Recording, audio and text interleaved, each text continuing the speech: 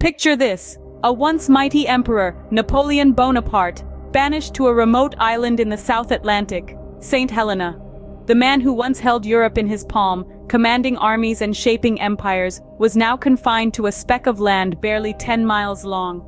The circumstances leading to his exile were a series of unfortunate events, a cocktail of military blunders, political intrigue, and a resounding defeat at the Battle of Waterloo. The mighty had fallen, and the journey to his island prison was as harsh as the reality of his downfall. Imagine the relentless waves of the Atlantic, the merciless sun, the ceaseless rocking of the ship. Napoleon, a man more accustomed to the splendor of palaces than the cramped quarters of a ship, endured this for weeks. His arrival at St. Helena was anything but triumphant. Instead of cheering crowds and regal fanfare, he was met with jagged cliffs, a harsh wind, and a sense of profound isolation. The initial days were a shock to the system. Gone were the luxuries of his former life, replaced instead by the stark simplicity of his new dwelling. Napoleon, the man who once dined on the finest French cuisine, now ate modest meals prepared by his few remaining loyal servants. In the midst of this desolation, Napoleon sought solace in one of the few pleasures left to him: reading. He penned a letter to the British government, a plea, really, for something as simple as books. He yearned for the worlds they held within their pages, a stark contrast to the barren rock he now called home. But even in exile, Napoleon's spirit remained unbroken. He may have been stripped of his empire, but he refused to let go of his dignity. He held court in his humble abode, receiving his loyal followers, discussing plans and strategies for a future that was never to come. And so Napoleon, once the ruler of the vast French Empire, was now the unofficial king of a barren rock in the middle of the ocean. But even in exile, Napoleon didn't lose his spirit. He discovered an unexpected passion: gardening. Picture this: Napoleon Bonaparte, the former emperor of France, the conqueror of Europe, now tending to a patch of soil on the remote island of St. Helena. It sounds like a far-fetched tale, doesn't it? Well, truth can often be stranger than fiction, and in this case, it's also a lot more colorful. With nothing but time on his hands, Napoleon found solace in the simplicity of gardening. He began by planting a few seeds here and there, but soon his military precision took over. He carefully planned and arranged each bed, turning barren patches into lush green spaces. The island, known for its stark landscape, slowly started to bloom under Napoleon's green thumb. But Napoleon didn't stop at mere flowers and shrubs. No, that would be too mundane for the man who once ruled an empire. He sought out exotic plants from far-off lands, transforming parts of the desolate island into a vibrant, multi-hued garden. It became his refuge, his own little piece of paradise amidst the desolation. And then, in a move that was pure Napoleon, he attempted the unthinkable. He decided to cultivate French grapes on the island. His dream was to produce his own wine, a taste of home in his place of exile. However, the salty sea winds of St. Helena proved too harsh for the delicate vines. Despite his best efforts, the grapes never truly thrived. This failed venture, however, didn't dampen his spirits. Instead, it made him more determined. He continued to tend his garden, nurturing each plant with the same dedication he once showed on the battlefield. His garden became his fortress, his plants his soldiers, and he their general. In the end, the man who once donned a military uniform, who led armies into battle and commanded an empire, found himself in a gardener's apron, tending to his plants with a hoe in hand. Never in his wildest dreams had Napoleon imagined he'd trade his sword for a gardening hoe. In the midst of his solitude, Napoleon found an unlikely friend, a local St. Helena tortoise. Yes, that's right. The former emperor of the French, a man who once commanded legions and gripped the reins of power across Europe, found companionship in the most unexpected of places.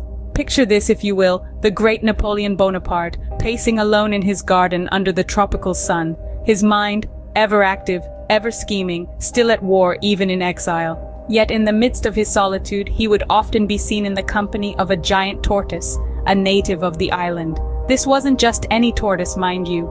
This was a creature that had seen many sunrises and sunsets, a creature that moved with the slow, steady rhythm of time itself. It was said that they would go on long walks together, Napoleon with his hands clasped behind his back, the tortoise plodding along beside him. Their pace was slow, measured, much like the passage of time on the island. Napoleon, a man known for his eloquence, would share his thoughts, his dreams, his regrets, and his strategies with his silent companion. The tortoise, for its part, would listen, never interrupting, never judging, simply there, a grounding presence in Napoleon's tumultuous world. It was a friendship that defied reason, that defied expectations. It was a bond that transcended the barriers of species, a bond that was formed in the isolation of exile, and it was a bond that brought solace to a man who had once held the world in his hands, only to see it slip away. This unlikely friendship between a man and a tortoise is a testament to the power of companionship. It's a reminder that even in the harshest of circumstances, even when we're stripped of all our titles and possessions, the need for connection, for understanding remains. Who would have thought that the greatest confidant of the exiled emperor would be a tortoise? It's a strange, beautiful world, isn't it? And sometimes it's the most unlikely friendships that leave the deepest impressions. Napoleon was always a master strategist. On St. Helena, he found a new battlefield, the chessboard. While exiled on this remote island, the once Emperor of France found solace in the game of chess. His mind, always sharp and calculating, found the challenge of the game intriguing. This was a different kind of warfare. A battle of wits, a silent duel on a checkered battlefield. Napoleon, ever the student, dedicated himself to mastering the game. He would spend hours on end studying the game, poring over the chessboard, devising strategies and tactics. His keen mind, which had once commanded armies and shaped the course of nations, now focused on controlling the 64 squares of the chessboard. His opponents varied. Some were locals of St. Helena, others were visiting dignitaries or officials. Regardless of who sat across from him, Napoleon played with the same determination and strategic thought that he had once applied to his military campaigns. Each game was a new battle to be won. There were times when the game mirrored his past life. The chess pieces became his soldiers, the squares their battlefield. The king, always the most important piece, reminded him of his own role as a leader. The pawns, though seemingly insignificant, could become mighty if they reached the other side, much like the soldiers who had once fought for him. Yet even in defeat, Napoleon found lessons to be learned. Chess, like life, was not always about winning.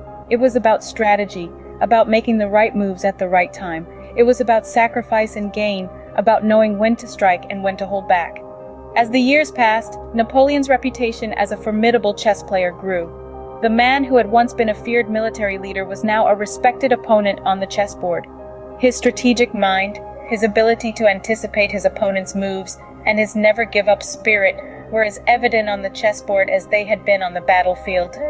The chessboard became Napoleon's new battlefield, a place where he could still be a conqueror. Despite the hardships, Napoleon made the most of his final years on St. Helena. He had been stripped of his empire, his power, and his freedom. But even in the face of adversity, Napoleon demonstrated a resilience that was nothing short of remarkable. His life on the island was far from the grandeur and opulence he had once known. Instead, it was marked by simplicity and solitude. Yet he adapted. He spent his days immersed in his favorite books, writing memoirs, and indulging in long walks under the open sky. He grew fond of gardening, a pursuit that offered him a semblance of peace and a connection to the land that was his unexpected home. But those final years were not all tranquility and acceptance. Napoleon's health began to deteriorate. He complained of stomach pain and his vitality waned. Then, in May of 1821, the once invincible emperor breathed his last. He was only 51. His death was shrouded in mystery. The official cause was stomach cancer, a disease that had also claimed his father. But whispers of another possibility began to circulate. Poisoning. Was the Emperor Napoleon Bonaparte, the man who had once held Europe in his grasp, assassinated in his isolated exile? To this day, the question remains a topic of fervent debate among historians. Some point to traces of arsenic found in Napoleon's hair as evidence of foul play. Others argue that the arsenic was a result of the prevalent use of the substance in the 19th century and not a sign of a sinister plot. Napoleon Bonaparte, once the most powerful man in Europe, spent his final years in exile, finding solace in the simplest of pleasures, a testament to the indomitable human spirit. He was a man who, even in the face of defeat and humiliation, found a way to adapt, to endure, to live. It was perhaps his greatest victory.